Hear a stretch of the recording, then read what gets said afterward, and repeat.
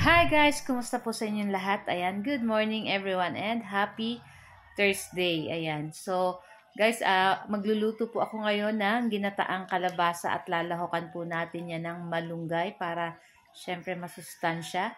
At yung ilalahok po natin dyan sa ating ginataang kalabasa is yung ating alimasag na natira pa noong isang araw.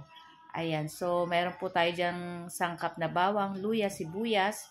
Yan yung ating pampasarap din dito sa ating lulutuing ginataang kalabasa. Ayan. So, nagpainit lang po ako dyan ng kawali at naglagay tayong konting mantika at inuna kong nilagay dyan guys, ginisa yung ating luya. So, yung ating luya guys, kung makikita nyo is malalaki pa. So, pinitpit ko lang yan guys para pag kinain mo, hindi alam mo na luya kasi malaki, makikita mo kaagad.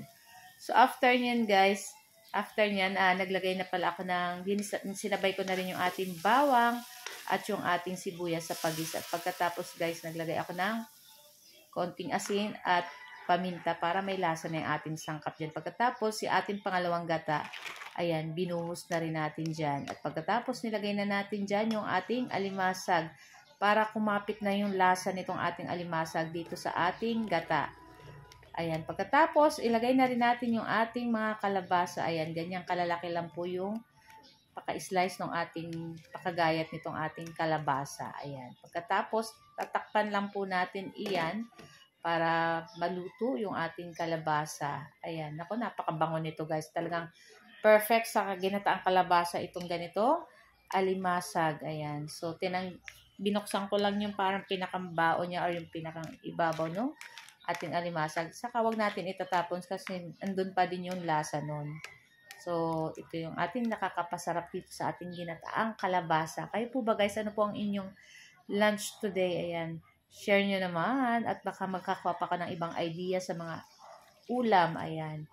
So, ayan na nga at nilagay na rin natin yung ating pinakaunang gata na ito magpapalapot dito sa ating ginataang kalabasa. At takpan uli natin yan. At pagkatapos ng ilang minuto, ay ayan na nga. At yung ating kalabasa ay luto na rin. Ayan. Kayo po ba guys, ano po ang gusto nyo sa kalabasa? Yung iba kasi gusto nila yung parang medyo nadudurog. Yung iba naman gusto talaga nila pag kinain is ano pa. So, yan na nga. At luto na rin naman itong ating kalabasa. So, ano pa hinihintay natin? Ilagay na natin dyan yung ating malunggay. Ayan, napakamasustansya nitong ating gulay na malunggay.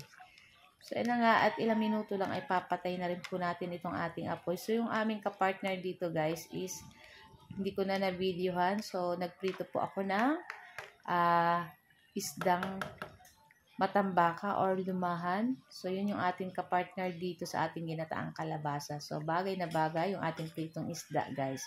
So guys, ito lang po ang aming video today at sana po ay nag-enjoy kayo. Huwag niyo po sanang kalimutan mag-like, comment at pa-share po ng ating video.